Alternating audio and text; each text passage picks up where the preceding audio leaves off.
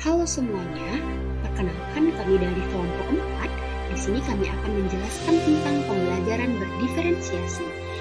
Kelompok 4 beranggotakan Muhammad Amdi Al-Hakim, Rusni Yanda, Siti Ashifa Muharrami Rusli, dan Veronica Siringoringo. So, without any further ado, let's get started. Baik, di sini saya akan menjelaskan tentang pengertian dari pembelajaran berdiferensiasi yang berdasarkan dari beberapa tokoh ahli.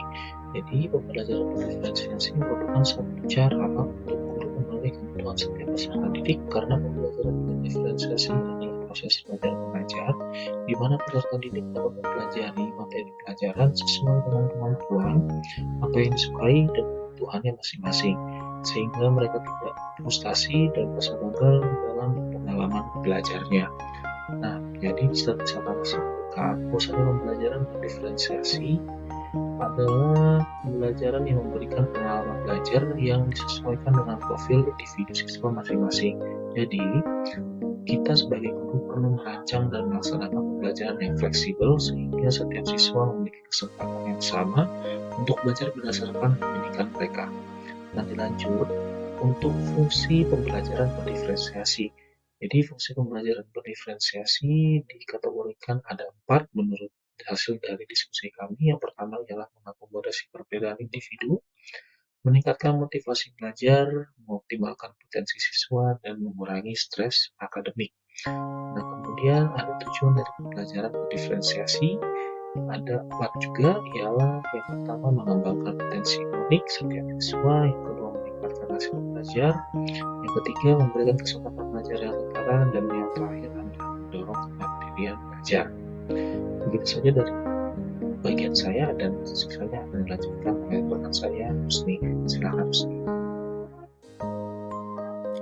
Baik, selanjutnya kita memasuki pembahasan tentang ciri-ciri pembelajaran berdiferensiasi. Kita bisa lihat di slide bahwa ciri yang pertama adalah bersifat proaktif. Maka di sini, guru secara proaktif dari awal sudah bisa mengantisipasi kelas yang akan diajarnya dengan merencanakan pembelajaran untuk peserta didik yang berbeda-beda. Selanjutnya, ciri-ciri yang kedua adalah menekankan kualitas daripada kuantitas. Di sini, dalam pembelajaran berdiferensiasi, kualitas dari tugas lebih disesuaikan dengan kebutuhan peserta didik. Jadi, bukan berarti anak yang pandai setelah selesai mengerjakan tugasnya akan diberi lagi tugas tambahan yang sama, namun ia akan diberikan tugas lain yang dapat menambah keterampilannya. Selanjutnya, yaitu berakar pada assessment. Guru akan selalu mengases para peserta didik dengan berbagai cara untuk mengetahui keadaan mereka, baik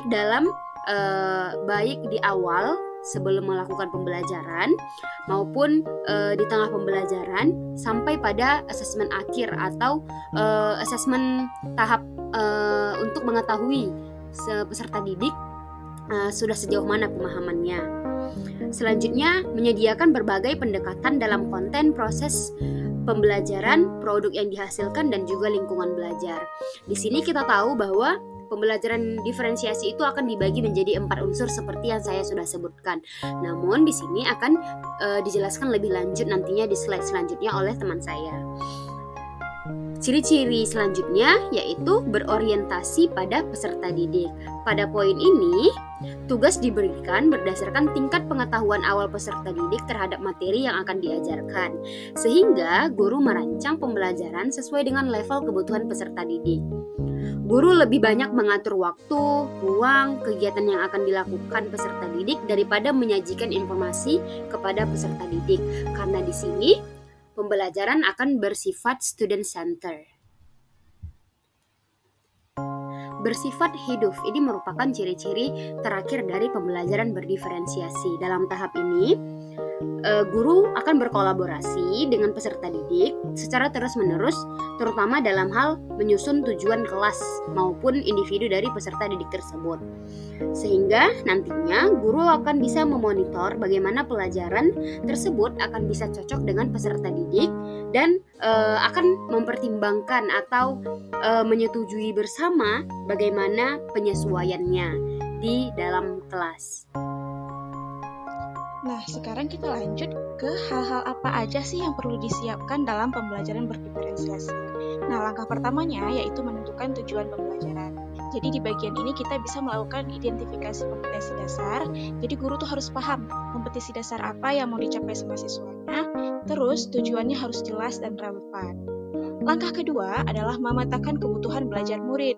Nah, di situ kita bisa lihat kesiapan belajar siswanya, minat siswanya, profil belajarnya melalui wawancara ataupun kuesioner. Nah, setelah dari wawancara atau kuesioner itu, kita bisa melakukan pengelompokan siswa berdasarkan minat, kesiapan belajar, dan juga profil belajarnya.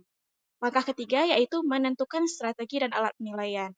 Nah, dalam pembelajaran berdiferensiasi itu ada dua jenis penilaian yaitu um, diagnostic assessment untuk tahu bahwa siswanya itu mampu atau enggak sih untuk lanjut ke materi selanjutnya, dan juga asesmen formatif dan juga sumatif. Nah, asesmen formatif dan sumatif ini biasanya dilakukan formatif sendiri biasanya dilakukan di awal pembelajaran dan saat proses pembelajaran, sedangkan sumatif dilakukan di akhir pembelajaran.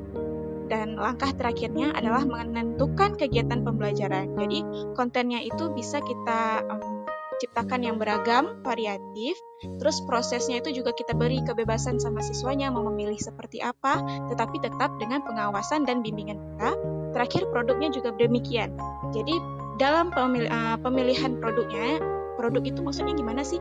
Jadi setiap selesai belajar, siswa itu diberi kebebasan mau menciptakan apa gitu, supaya kita tahu si siswa ini paham atau enggak sama materi tersebut. Nah, jadi dalam pemilihan produk tersebut, kita bisa memberi kebebasan sama siswanya untuk memilih sesuai dengan gaya belajar mereka dan juga sebagainya.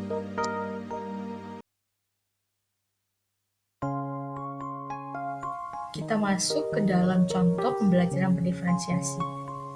Seorang guru sastra Inggris di kelas 10 sedang mengajarkan mengenai menulis analisis perbandingan antara dua karya sastra puisi. Setelah melakukan analisa profil dan kebutuhan peserta didik, guru kemudian mendapati peserta didik memiliki minat yang berbeda-beda. Kemudian, guru memberikan dua puisi kepada peserta didik berdasarkan minatnya masing-masing. Kelompok dibagi menjadi 4 bagian. Kelompok yang pertama, kelompok peserta didik yang menyukai alam dan mereka diberi puisi yang berhubungan dengan alam. Misalnya, pantai, gunung, lautan, cakrawala, tumbuhan, hewan, dan lain sebagainya. Kelompok yang kedua adalah kelompok peserta didik yang menyukai musik dan mereka diberi puisi yang dimusikalisasi atau puisi yang berhubungan dengan seni, instrumen musik, atau yang lainnya.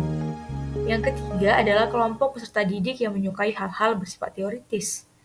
Mereka diberikan puisi yang berhubungan dengan hal-hal filosofis, proses berpikir abstrak, perenungan diri, dan yang lainnya.